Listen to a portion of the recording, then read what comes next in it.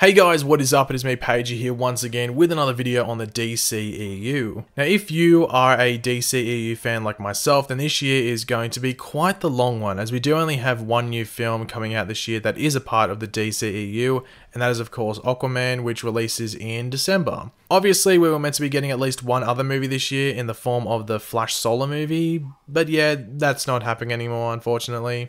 We are going to have to wait a bit longer for that one. Now, the Aquaman trailer is suggested or hinted at being released in March sometime, so in the next month or so. Now, it is being hinted that it is most likely going to be released at WonderCon, which makes sense, which would then allow it to screen with Ready Player One, which comes out the week after that. So WonderCon, I think, is on the weekend of March 23rd, 24th. I think that's what it is.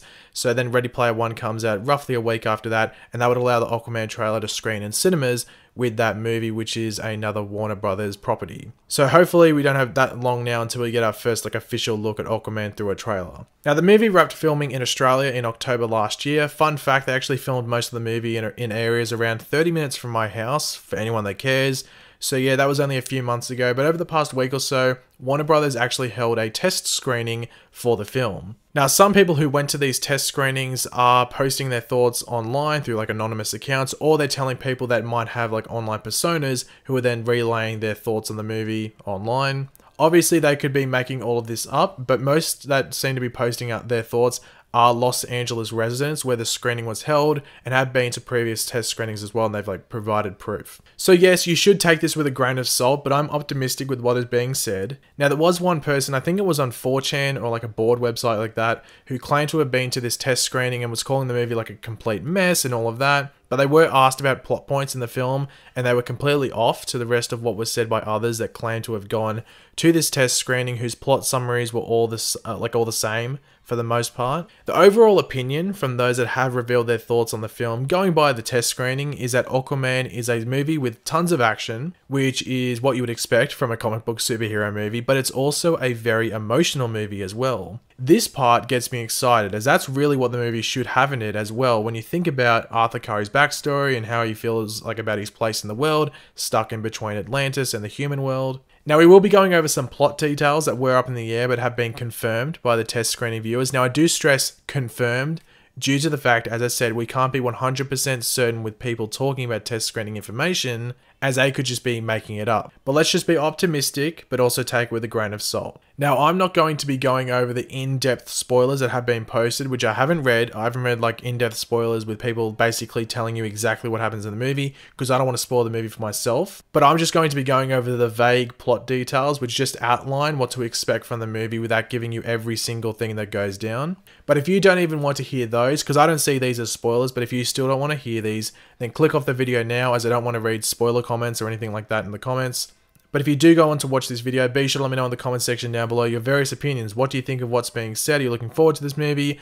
Are you a bit hesitant on what's going on? Or are you just not a fan of Aquaman, not going to watch the movie at all? Just let me know in the comment section down below. And of course, if you're going to enjoy the video, be sure to drop a like on it and subscribe to the channel if you are new. So the first thing to go over is that the movie will take place 1 year after the events of Justice League, which doesn't come as too much of a surprise. I was under the assumption it would be around 1 year away from Justice League, whether that be before the events of the movie or after the events of Justice League. But as we saw in Justice League, when we first met Arthur Curry, he wasn't really connected to Atlantis. But as we saw towards the end in Justice League, that had sort of changed. So it makes sense that the movie be placed after the events of Justice League due to that. Another fact that the movie should be placed a year after Justice League is the fact that the actual movie comes out roughly a year after Justice League. So that fits pretty well. Another non-surprise is that no other members of the Justice League will be in the film, and the reason that comes as no surprise is due to the fact, as I said, they filmed the movie in Australia, and at no point did we get any suggestions that any of the Justice League cast was in Australia, apart from Jason Momoa, who plays Aquaman. In regards to Justice League, its story and its connections to this movie,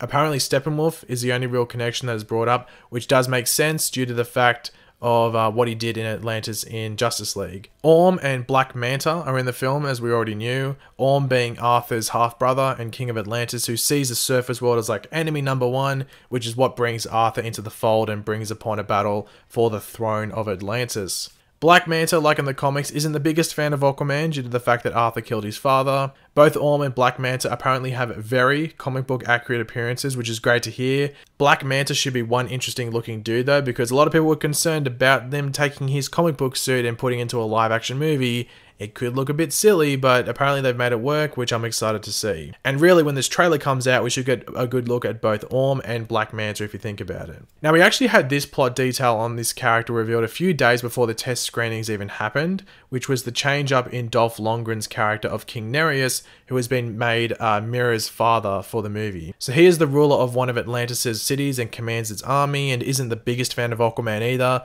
Jesus, Arthur seems to have already quite a lot of enemies in this movie. But seriously, what father likes the guy that her daughter hangs out with? Really, not many. In regards to its similarities and its feel compared to the comics, the movie feels most like Jeff Johns' run in the New 52, which really doesn't come as too much of a surprise, as for the general DC reader, this was the run in the comics that made Aquaman cool. So it really doesn't come as too much of a surprise that this run was used as inspiration for this version of Aquaman and his surroundings. But going into the production of the movie, you did feel this is sort of what they would be going for. Now, we sort of got this next piece of information a while ago when they were casting Aquaman, and that is when they casted a young Arthur Curry, and that information is that there will be flashbacks throughout Arthur's life, including his childhood, as well as the discovery of his powers, might I say, which makes sense for a solo movie and a character's first solo movie that we would see, at least the discovery of his powers. So I have a feeling it's going to be very similar to maybe how Wonder Woman did it. That's how I think they might go about it. Or you could even say maybe with Man of Steel, but it just matters how they pace it and where they put the flashbacks in. I guess it really decides like which movie it could be most compared to. And the last piece of information in regards to these plot details to go over is, once again, I'm pretty sure at least, something else that was revealed before the test screening, and that is that Atlantis' design is described as a cross between Final Fantasy and the Star Wars prequels, which sounds not only really cool, but also sounds visually amazing, and I cannot wait to see it. But that's all I really wanted to go over, guys, without actually diving too deep into what else was revealed. As I said, I haven't revealed those in-depth spoilers, which I'm sure some of you guys have read as well. I'm not going to deny that. But please don't put them in the comment section down below, because you're just spoiling it for everyone. I think what I've gone over in this video is pretty vague. The only thing that you could argue is maybe a spoiler. It could be that Steppenwolf is mentioned, but really, who cares about Steppenwolf?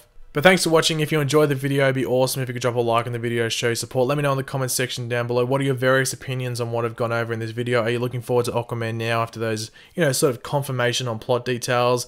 Or are you still a bit hesitant? Just let me know in the comment section down below what you're thinking. And of course, if you are new to the channel, make sure to subscribe. I'll catch you later, guys, and goodbye.